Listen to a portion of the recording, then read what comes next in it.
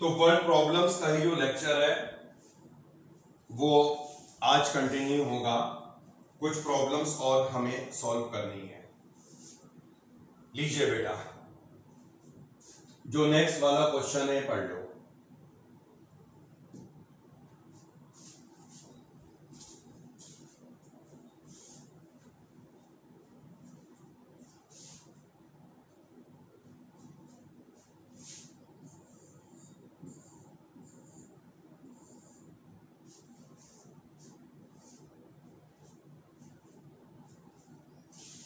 पढ़ लिया बेटा?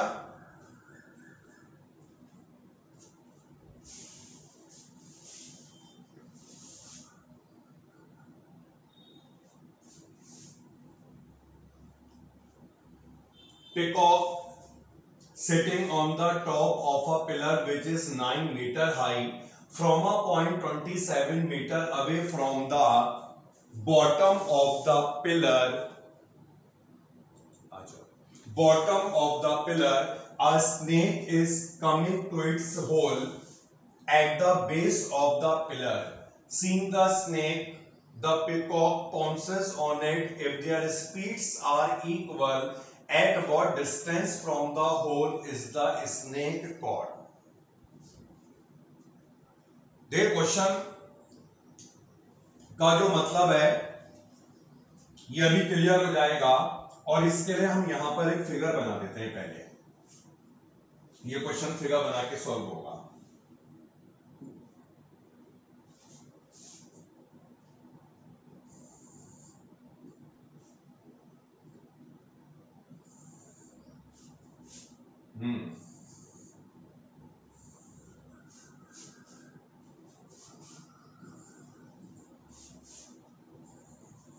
चलिए उसमें अभी हम डिस्कशन कर लेंगे, ठीक है? आज ही कर लेते हैं, पहले भी देखते हैं कि मैंने क्वेश्चन देखा नहीं। कोई 15 कह रहा है, कोई 20 कह रहा है। अभी हम इसको कर लेते हैं पूरा, फिर लास्ट में देखते हैं। देखिए यहाँ पर हमने फिगर को ड्रॉ कर लिया है, और ये पूरा क्वेश्चन जो है अब समझेंगे इस फिगर से। जो पिलर की बात कही गई है इसमें, ये पिलर यहाँ पर AB से रिप्रेजेंट हो रहा है, और इस पिलर की जो हाइट है ये है 9 मीटर, और पिकॉक एक sitting on the top of the pillar. तो यहां पर जो ये A पॉइंट है, ये A पॉइंट पिकॉक की पोजीशन को डिनोट करेगा। फिर हमें क्या दिया है? From a point 27 metre away from the bottom of the pillar. ये हो गया पिलर का बॉटम, और इस बॉटम से 27 मीटर की डिस्टेंस पर, यानी कि C पॉइंट, तो बॉटम हो गया B, और इस बॉटम से 27 मीटर की डिस्टेंस पर, तो ये 27 मीटर की डिस्टेंस पर पॉइंट हो गया है C। A snake is coming to its hole at the base of the pillar। तो C पॉइंट जो है ये स्नेक की पोजीशन को रिप्रेजेंट कर रहा है, और स्नेक जो है यहां से अपने होल में आ रहा है, जो इस पिलर के बेस में है, जो इस पिलर के बेस में है। फिर हमें क्या गिवन है? Seeing the snake the peacock pounces on it. तो यहां पर ये दिया है if their speed are equal at what distance from the hole is the snake caught. तो स्नेक को देखकर पीकॉक ने झपट्टा मारा उसकी तरफ, और ये दे रखा है दोनों की स्पीड अगर इक्वल है, तो इस कंडीशन में होल की पोजीशन से कितनी डिस्टेंस पर पिकॉक इसे पकड़ लेगा। दोनों की स्पीड यहां पर इक्वल गिवन है, मतलब हमें इसमें फाइंड करना है BD। तो जो D पॉइंट है, ये पॉइंट रिप्रेजेंट क्या कर रहा है? ये पॉइंट रिप्रेजेंट कर रहा है वो पॉइंट जिस पॉइंट पर पिकॉक इस स्नेक को कॉट करेगा, पकड़ लेगा। मतलब स्नेक जो है वो ऐसे करके अपने होल की तरफ आ रहा है, पिकॉक यहां से उड़ेगा और इस पॉइंट पर ये स्नेक को पकड़ेगा। तो हमें फाइंड करना है पिलर के बेस से, यानी जो होल है स्नेक का, इसकी पोजीशन से कितनी डिस्टेंस पर पिकॉक ने इसे पकड़ा। ये तो हमने समझ लिया पूरे क्वेश्चन का मतलब। अब क्वेश्चन को करने का मेथड समझिए। तो यहां पर ये गिवन है दोनों की स्पीड इक्वल है। अगर दोनों की स्पीड इक्वल है तो इसका मतलब है ये सेम डिस्टेंस को ट्रेवल करेंगे नहीं करेंगे, बताइए?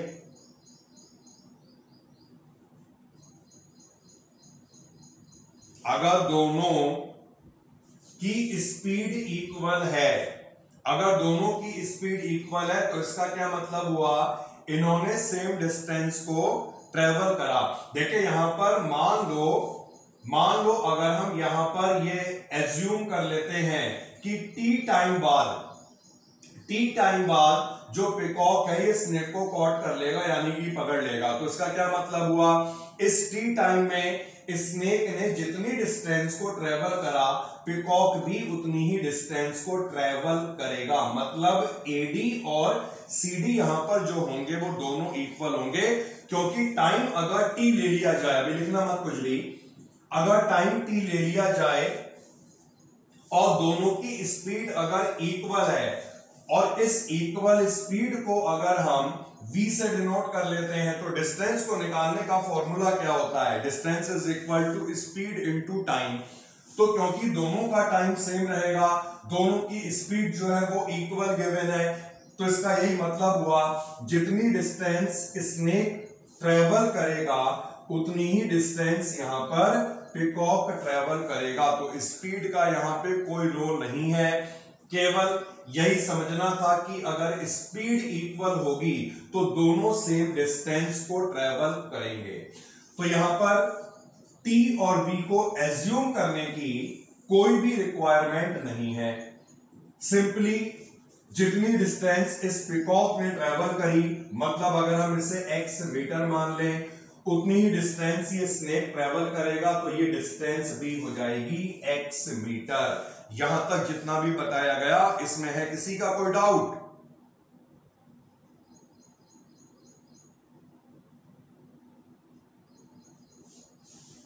ठीक है, तो थोड़ा सा स्टेटमेंट हम यहां पे मेंशन कर देंगे और अब ये क्वेश्चन बहुत सिंपल हो गया, इसी पॉइंट को केवल समझना था।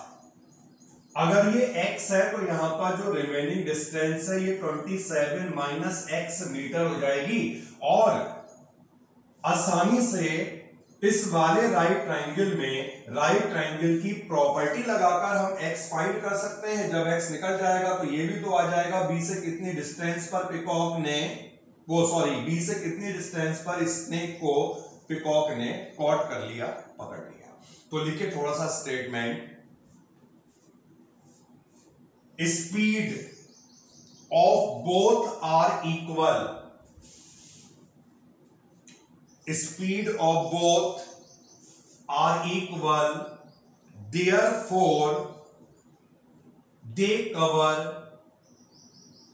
same distance, therefore they cover same distance in given time। तो हमने यहां पर जो लिखा इसका ये मतलब हुआ क्योंकि दोनों की स्पीड इक्वल है इसीलिए गिवन टाइम में वो सेम डिस्टेंस को ट्रेवल करेंगे। जैसे एग्जांपल के लिए मान लो 5 मिनट बाद अगर पिकॉक ने स्नेक को पकड़ लिया तो उस 5 मिनट में यहां से यहां तक आया और उसी 5 मिनट में पिकॉक यहां से यहां तक आया, स्पीड इक्वल थी। तो इसका क्या मतलब है, 5 मिनट में जितनी डिस्टेंस इसने ट्रेवल करी उतनी ही डिस्टेंस 5 मिनट में स्नेक ने ट्रेवल करी। अगर स्पीड इक्वल नहीं होती तो ऐसे नहीं होता।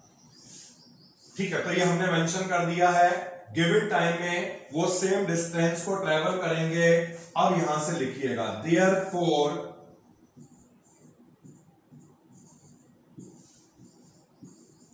AD is equal to x and CD is also equal to x। अब ये पूरा हमें 27 गिवन था, तो जो BD होगा ये BD हो जाएगा 27 minus x। Therefore in right triangle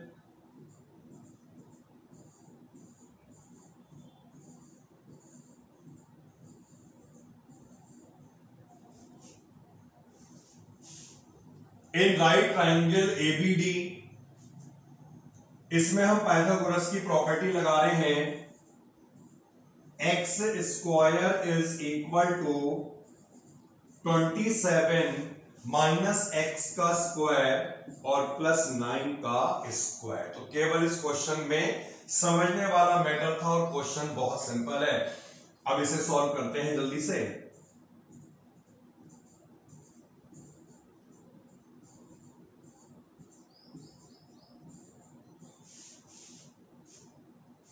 कहां x टाइम बेटा?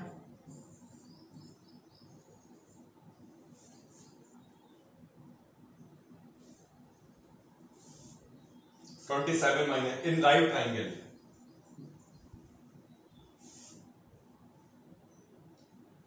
तो ये स्क्वायर को सॉल्व कर लिया है, इक्वेशन बना दो यहां पर।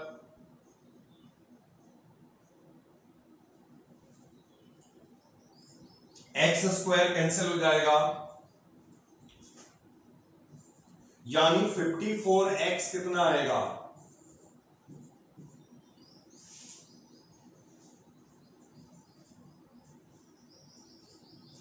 कितना आ रहा बेटा? ये बताओ, ये कितना आ रहा? 54x इज इक्वल टू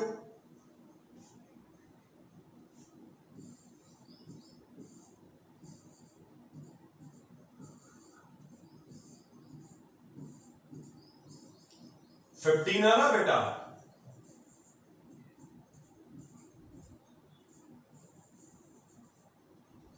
तो x जो आया ये यहां पर 15 आया, लेकिन हमें फाइंड क्या करना था? At what distance from the hole is the snake caught. It means हमें यहां पर इस BD डिस्टेंस को निकालना था, होल से कितनी डिस्टेंस पर स्नेक को पिकॉक पकड़ लेगा।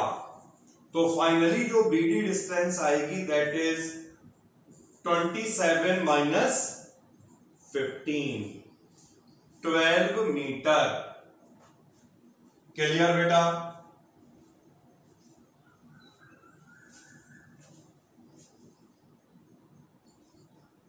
सेकंड क्वेश्चन जो आज का है ये है, Swati can row her boat at a speed of 5 kilometer per hour in still water. It takes her 1 hour more to row the boat इतने kilometer up stream then to return down stream. Find the speed of the stream. Boat की speed given है, stream की speed को निकालना है, और दिया क्या है? डिस्टेंस जो कवर करी जाती है अप स्ट्रीम में वो 5.25 किलोमीटर है, और हमें दिया है देन टू रिटर्न। रिटर्न का मतलब ये हुआ कि अगर इतने किलोमीटर अप स्ट्रीम को ट्रेवल करा तो डाउन स्ट्रीम भी तो इतने किलोमीटर ट्रेवल होगी। तो दोनों ही केसेस में डिस्टेंस 5.25 है, और कंडीशन के अकॉर्डिंगली अप स्ट्रीम का जो टाइम लगेगा that is 1 hour more than the down stream. तो जब भी ऐसे क्वेश्चन होते हैं अप स्ट्रीम वाले, डाउन स्ट्रीम वाले, हमने इसमें 3rd चैप्टर में भी ऐसे क्वेश्चनों को करा था। स्पीड ऑफ स्ट्रीम को फाइंड करना है, तो स्ट्रीम की स्पीड को मान लेते हैं x किलोमीटर पर आवर।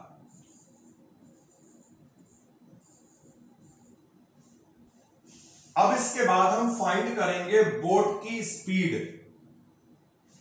ये तो स्टिल वाटर में स्पीड है, अगर स्ट्रीम की स्पीड को भी हमने कंसीडर करा तो डाउन स्ट्रीम और अप स्ट्रीम दोनों की स्पीड को अलग अलग निकाला जाता है।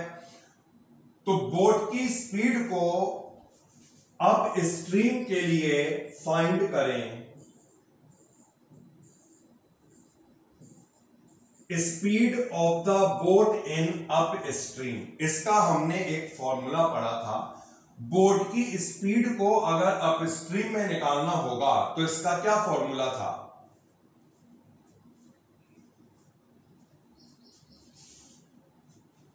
Speed of boat in up stream पूछ रहा हूं मैं।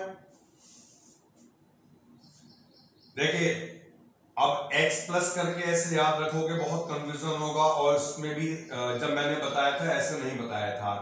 अब स्ट्रीम की स्पीड को निकालने के लिए दोनों स्पीड को क्या करते थे? ऐड या subtract?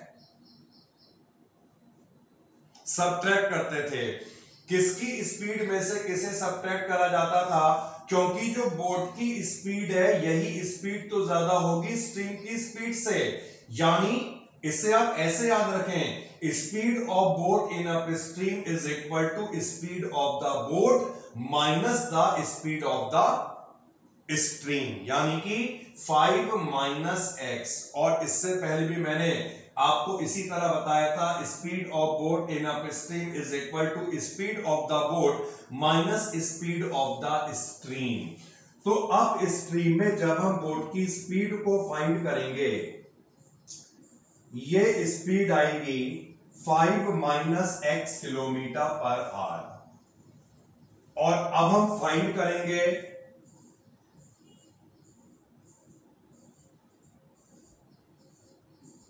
Speed of the boat in down stream. Down stream के केस में स्पीड को निकालने के लिए हम दोनों स्पीड को ऐड कर लेते हैं, यानी speed of boat plus the speed of stream. तो ये क्लियर हो गया। स्ट्रीम की स्पीड को हमने x kilometre per our assume करके अप स्ट्रीम और डाउन स्ट्रीम दोनों की स्पीड को फाइंड कर लिया। अब हम यहां पर दोनों का टाइम फाइंड करेंगे, अप स्ट्रीम का टाइम और डाउन स्ट्रीम का टाइम, क्योंकि रिलेशन हमें यहां पर टाइम के बेसिस पर ही गिवन है, 1 hour more. Time taken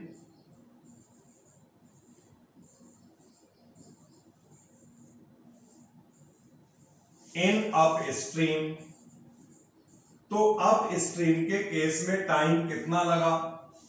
time को निकालने का फॉर्मूला होता है distance upon speed. Upstream में कितनी डिस्टेंस को ट्रेवल करा? 5.25, और अप स्ट्रीम की स्पीड कितनी है? 5 माइनस x। इसके बाद हम फाइंड करेंगे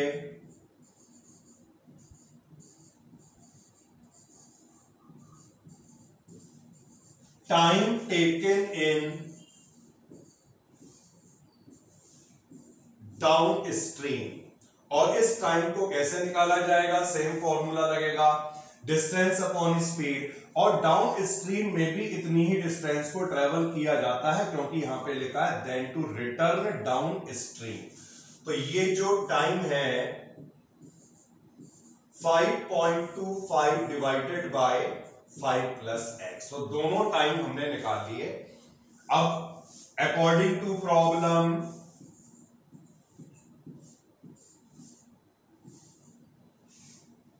it takes her 1 hour more to row the boat इतने kilometer up stream then to return down stream. मतलब यहां पर जो अप स्ट्रीम का टाइम होगा, ये वाला टाइम, यहां पर जो अप स्ट्रीम का टाइम होगा, ये टाइम डाउन स्ट्रीम के टाइम से ज्यादा है। कितना ज्यादा है? 1 आवर मोर। तो ये तो एक क्वेश्चन बन गई। और अब इस इक्वेशन को सॉल्व करने का तरीका, हालांकि मैंने आपको बहुत क्वेश्चन इस तरह के करा दिए हैं और काफी आपने कर भी लिए हैं, लेकिन ये अच्छा क्वेश्चन है, मैं सोच रहा हूं करवा दूं। इस वाली टर्म को यहां पे लाएंगे और इसमें से हम क्या कॉमन निकालेंगे? 5.25 1 upon 5 minus x 1 upon 5 plus x is equal to 1। अब एक काम कर लेते हैं बेटा, 5.25 को फ्रैक्शन में चेंज कर लो, पॉइंट हटेगा, नीचे 100 आएगा, यानी 525 अपॉन 100। 525 को 25 से डिवाइड कर देना, कितना मिलेगा? 21 अपॉन 4। सही है। और यहां पर हमने एलसीएम लिया, 5 plus x 5 minus x, denominator में A square minus B square की प्रॉपर्टी बन रही थी।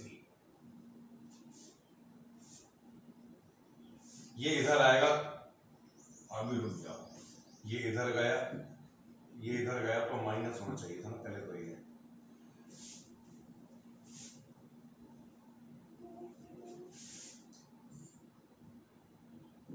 21 upon 4 5 plus X minus 5 plus X, और डिनोमिनेटर में A square minus B square is equal to 1। तो यहां पर ये 5 कर दो कैंसिल, और इसे ऐड कर लेना, ये 2x बन जाएगा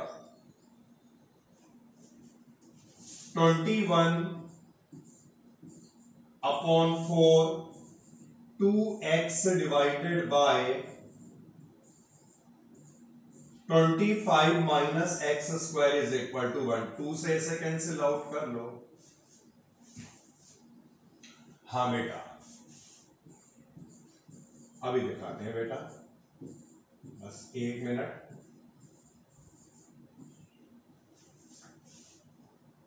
तो ये 21x upon 50 minus 2x square is equal to 1। ठीक है, और मल्टीप्लाई कर लो, इक्वेशन बन गई है 21x minus 2x square plus 50। तो फाइनल जो इक्वेशन बनेगी 2x square plus 21x minus 50 is equal to 0। इससे मल्टीप्लाई करके 100 बनेगा।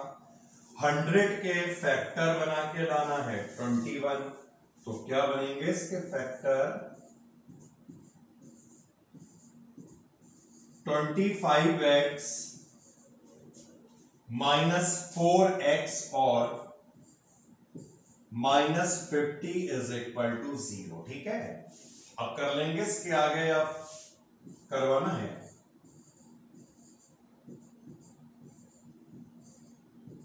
2x प्लस 25, इसमें -2 कॉमन निकलेगा, तो ये भी बन जाएगा 2x plus 25 is equal to 0।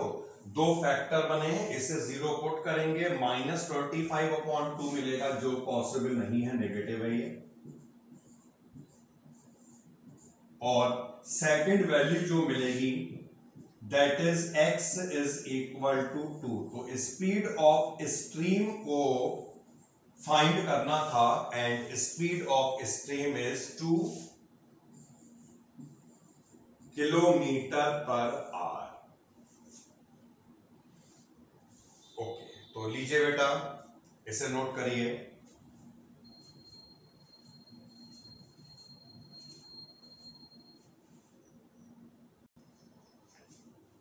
Question तो वही एज वाले क्वेश्चन है, ऑलरेडी बहुत सारे क्वेश्चन ऐसे हो चुके हैं। 7 years ago Varun's age 5 times the square of the Swati age. 3 years hence Swati age will be 2/5 of the age of the Varun's age. Find their present ages. ठीक है बेटा, अभी मानते हैं। तो यहां पर एक काम करो यार, वरुण की प्रेजेंट एज को x मान लो और स्वाति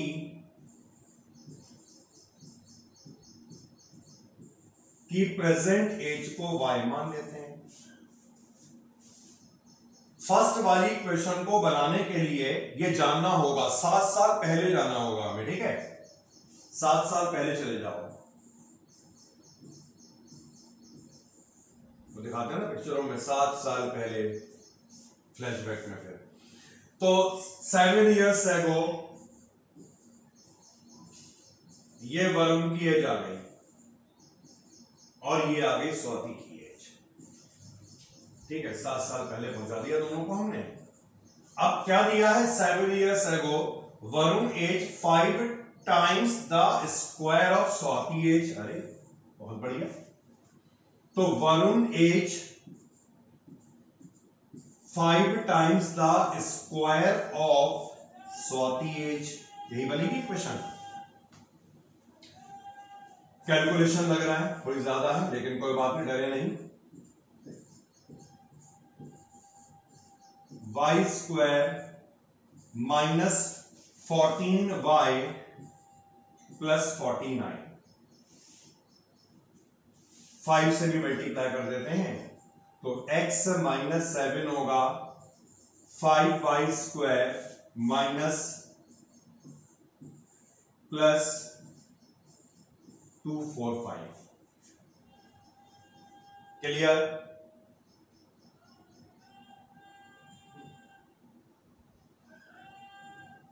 7 को यहां ले आओ, x की वैल्यू निकाल दो, तो फाइनल जो हमें इक्वेशन यहां पर मिली 5y² minus 70y plus 252, first equation. Any doubt? जो हमने फर्स्ट इक्वेशन बनाई है यहां तक किसी का है कोई डाउट? अब 3 years hence, अब 3 साल आगे आ जाओ, आफ्टर 3 years,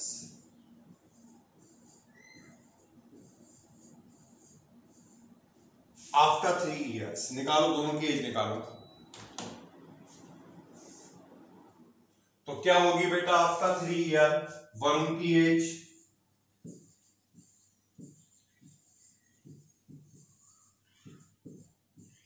और स्वाति की as.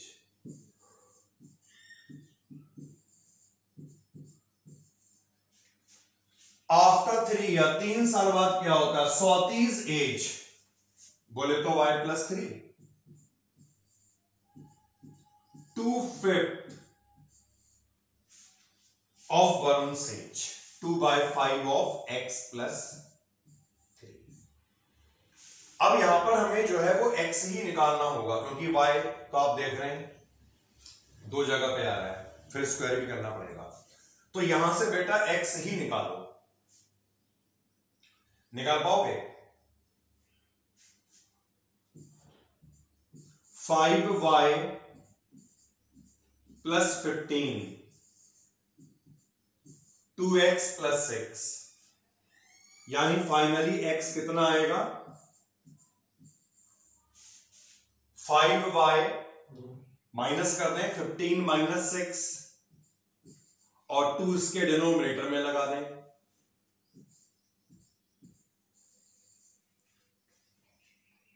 First equation, second equation complete. सबका हो गया नोट यहां तक? अब इसे करते हैं सॉल्व। तो सॉल्व करने के लिए फर्स्ट वाली इक्वेशन में ये लगा दें x, 5y + 9/2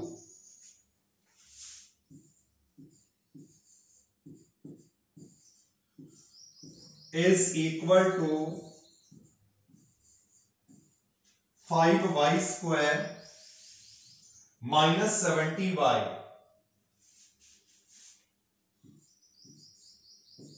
plus 252।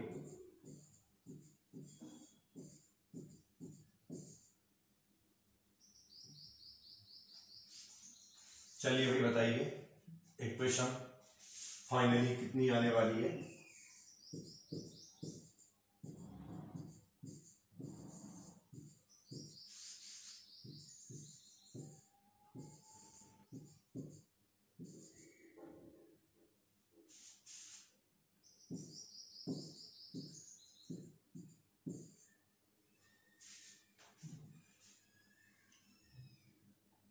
Last equation जो ओके, तो फाइनली यहां पर जो हमें इक्वेशन मिलेगी वो क्या मिलेगी? 10y² देन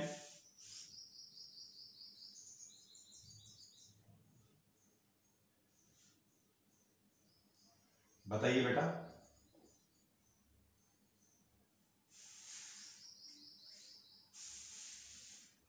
-145y, फिर माइनस नहीं 405 कैसे आएगा? 5, हाँ ठीक,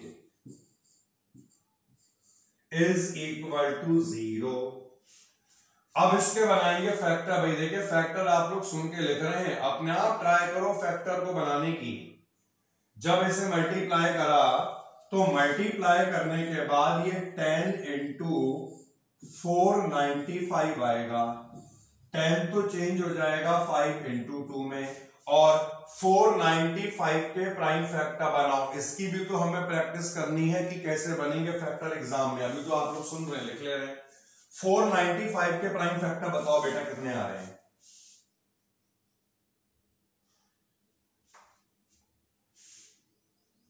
किसने बनाए इसके फैक्टर?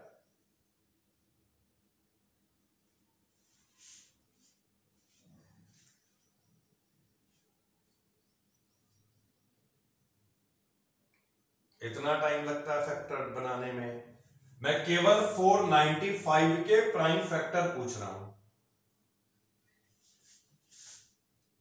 5 इंटू 9 इंटू 11, ठीक है। अब इन फैक्टर को अरेंज करके माइनस का 145 लाना है।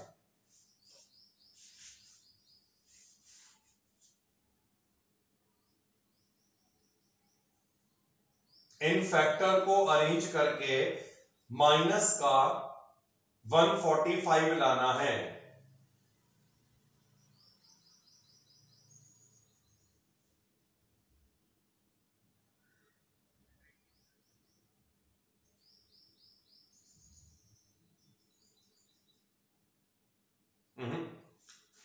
गलत होगा। अगर 90 और 55 होगा तो 145 लाने के लिए दोनों में हम माइनस लगाएंगे, और जब दोनों में माइनस लगेगा तो प्रोडक्ट हो, अच्छा ये प्लस का 495 है क्योंकि माइनस इधर आया था ना, ये 9 हुआ था।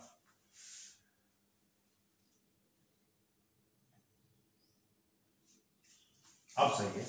तो दो फैक्टर बन जाएंगे इसके। कौन कौन से बने बेटा? माइनस का 90 और minus 55 plus 495 is equal to 0। अब कॉमन निकालते हैं। 10y, y माइनस 9 माइनस 55 और y माइनस 9।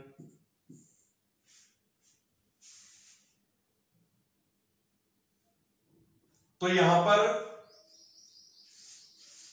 0 पुट करने के बाद ये दो फैक्टर बन गए, 10y माइनस 55 और y माइनस 9। इससे हमें y की दो वैल्यू मिल जाएंगी। एक y की वैल्यू कितनी मिल रही है?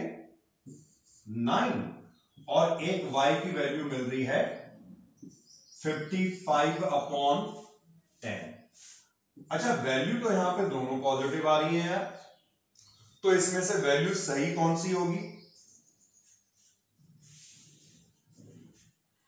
अच्छा, मान लेते हैं 9 सही है, तो रीजन क्या है? 55/10 सही क्यों नहीं है? देखिए 55/10 का मतलब है 5.5, इसका मतलब है 5.5। तो अगर ये वैल्यू हम मानते हैं सही है, तो इस कंडीशन में 7 साल पहले की एज इमेजिन कर सकते हैं आप क्या होगी। अगर y 5.5 सही है तो 7 इयर्स पहले की एज कहां से आएगी? तो ये रीजन है, ये वैल्यू सही नहीं होगी। तो एग्जैक्ट वैल्यू इज y9, और y को 9 रिप्लेस करके यहां पर हमें x की वैल्यू को फाइंड कर लेना है। कितना आएगा x? तो यहां पे y को 9 लगाएं,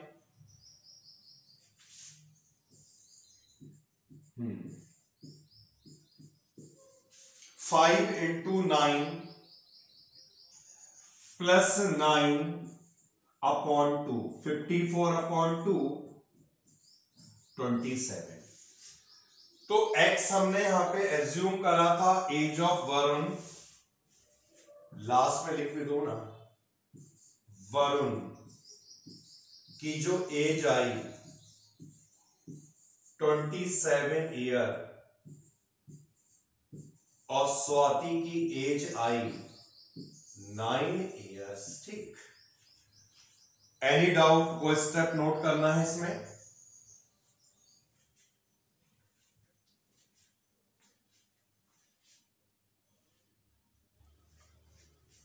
फोर्थ क्वेश्चन को पढ़ लेते हैं। Two pipes running together can fill a cistern in इतने मिनट। One pipe takes 3 minutes more than the other to fill it. Find the time in which each pipe would fill the cistern. Tank कह सकते हैं। अब ऐसे क्वेश्चनों को करने का थीम क्या था? एक पाइप जो है वो दूसरे पाइप के कंपैरिजन में 3 minutes मोर ले रहा है, तो एक पाइप के टाइम को अगर x मिनट एज्यूम कर लें तो दूसरे पाइप का जो टाइम होगा वो x + 3 मिनट हो जाएगा। ठीक है, तो let one pipe takes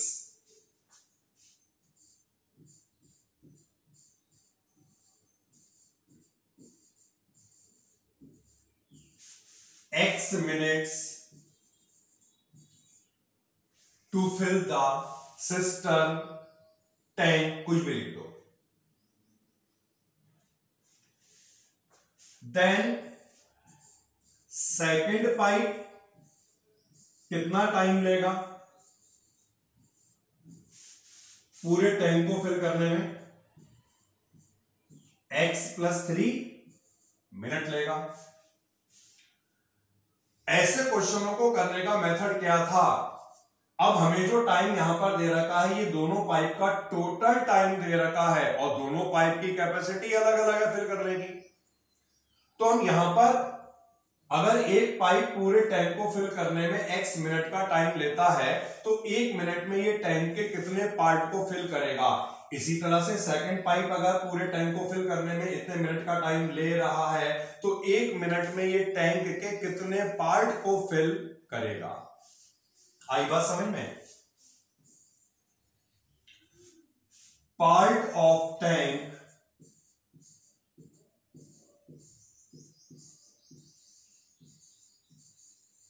filled by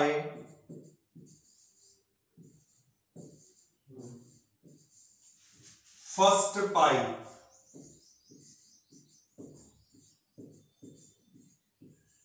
in 1 minute, that is equal to 1/x। तो 1 मिनट में ये जी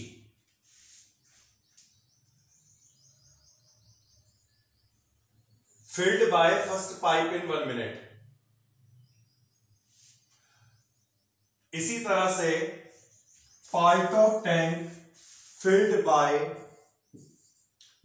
second pipe in 1 minute, और ये जो टैंक के पार्ट को फिल करेगा ये होगा 1/x + 3। यूनिट क्वांटिटी में चेंज करते हैं हम ऐसे क्वेश्चनों को, मतलब दोनों पाइप 1-1 मिनट में टैंक के कितने पार्ट को फिल करेंगे। अब जो पूरा टैंक है ये टैंक इतने मिनट में फिल हुआ। इतने मिनट का क्या मतलब है? सॉल्व करके ये आ रहा है 14/30। पूरा टैंक जो है वो इतने मिनट में फिल हुआ, पूरा टैंक। तो 1 मिनट में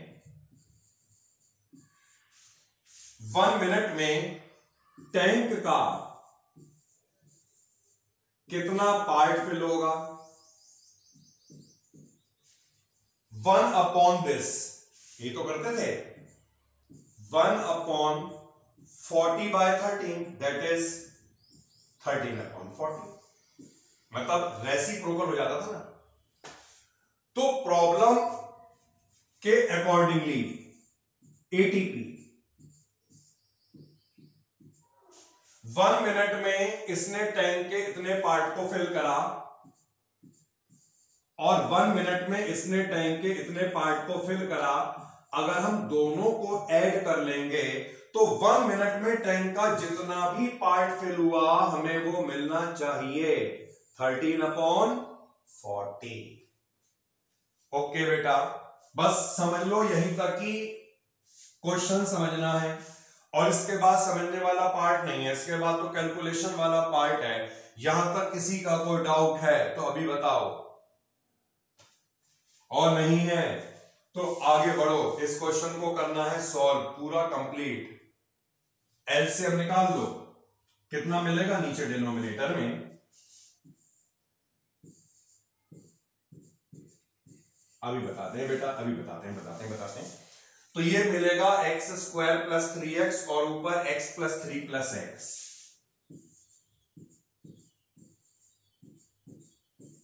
इज इक्वल टू आया था 13/40। ठीक है,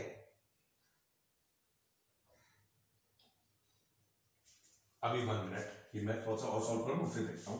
तो ये आ जाएगा सॉल्व करके 2x plus 3 divided by x square plus 3x is equal to 13/40। Cross multiply कर लेते हैं, 80x 120 13x स्क्वायर 39x। ठीक है, सारी टर्म्स को यहां ले जाओ, फाइनल इक्वेशन जो बनेगी आप बताएंगे मुझे।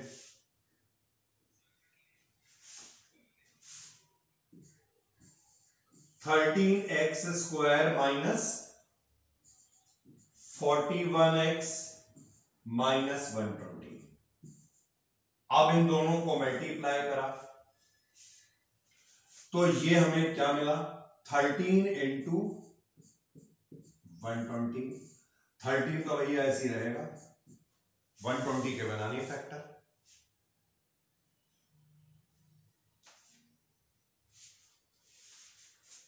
कितने बनेंगे,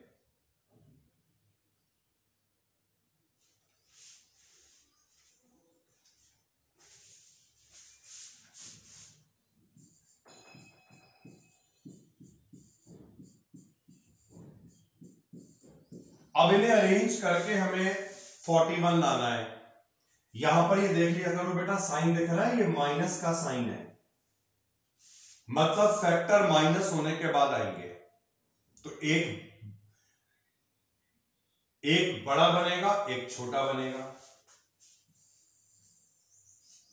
ये आ गया 65 और बाकी 24। तो 13x square minus 65x plus 24 minus 120 is equal to 0। लिख दो यार x। बताइए फाइनली x जो निकलेगा,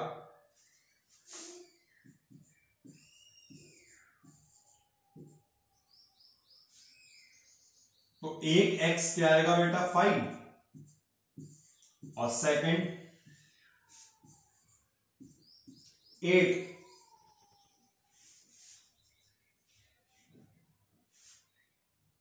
वही बताओ ना,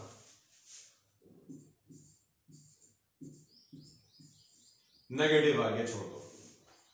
तो ये x आ गया है और एक का जो टाइम है वो दोनों का निकल गया ना। तो फर्स्ट पाइप पूरे टैंक को फिल करने में लेगा इतने मिनट, एंड सेकंड पाइप पूरे टैंक को फिल करने में लेगा 8 minute. Clear?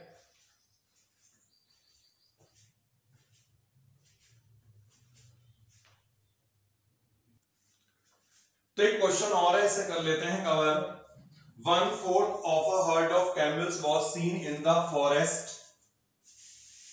Twice the square root of the herd had gone to the mountains. जाने कहां चलेगा ये? And the remaining 15 camels were seen on the bank of the river. Find the total number of camels. तो question तो मुश्किल नहीं है, लेकिन इस टाइप का एक क्वेश्चन करके देखते हैं हम।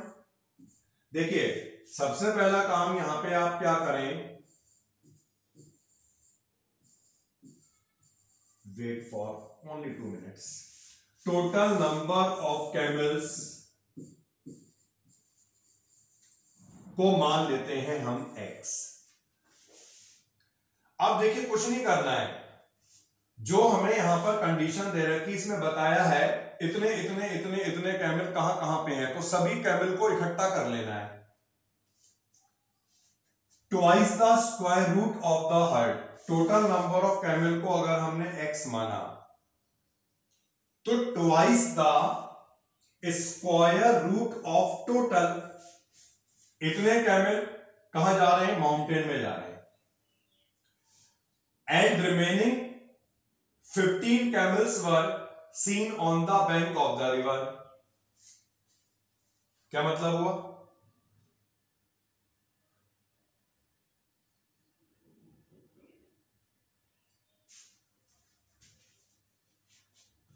हाँ, तो बैंक ऑफ रिवर में देखे गए, यानी कि अच्छा पहले ये भी तो था 1/4 of hurt of camel was seen in the forest. ठीक है, ये भी अभी यहां पे हम ऐड कर लेंगे। फॉरेस्ट में कितने, 1/4, 1/4 किसके, टोटल के 1/4, और तो टोटल के 1/4 जो थे वो फॉरेस्ट में देखे गए, ट्वाइस द स्क्वायर रूट जो था ये माउंटेन में चले गए, और रिमेनिंग 15 कैमल बाकी के बचे हुए जो 15 थे वो देखे गए बैंक ऑफ रिवर। तो अगर जितने जितने कैमल की पोजीशन जहां जहां पे दे रखी है सबको हम इकट्ठा करके अगर ऐड कर लें तो हमें टोटल नंबर ऑफ कैमल्स ही तो मिलेंगे, नहीं मिलेंगे बताओ? इतने यहां पे थे, इतने यहां पे थे, इतने रह गए, सबको ऐड कर लो, टोटल मिल जाएगा। तो इक्वेशन बनाना तो बहुत आसान है। अब देखते हैं सॉल्व कैसे होगा। इसके लिए काम करो यार, इस वाले x/4 को यहां पे ले जाओ, 2√x + 15 x - x/4, इसे सॉल्व करके आएगा 2√x + 15 = 3x/4। अब यहां पे रूट है तो इस रूट का समाधान कर लेते हैं, और इसके लिए हमने क्या करा, √x को यहां पे y एज्यूम कर लो, तो ये इक्वेशन हमारी बन जाएगी 2y + 15, और राइट हैंड साइड में क्या आएगा, 3x/4। अब बेटा x क्या होगा, अगर √x y है तो x क्या होगा, स्क्वायरिंग बोथ साइड, यानी x कितना आएगा,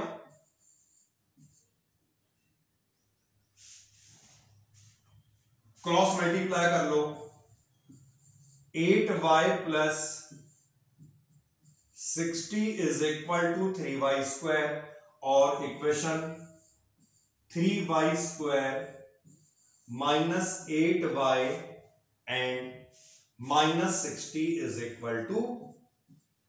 0। अब ये इनटू करके आ रहा है 180, 180 के फैक्टर करके लाना है 18। ठीक है,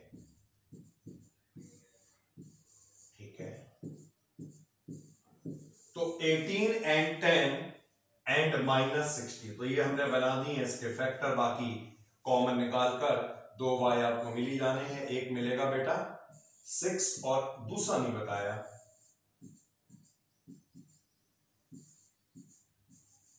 दूसरा क्या होगा, पॉसिबल नहीं होगा। तो y आ गया 6, और y को यहां पे अगर हम रिप्लेस कर देते हैं तो हम x को फाइंड कर पाएंगे।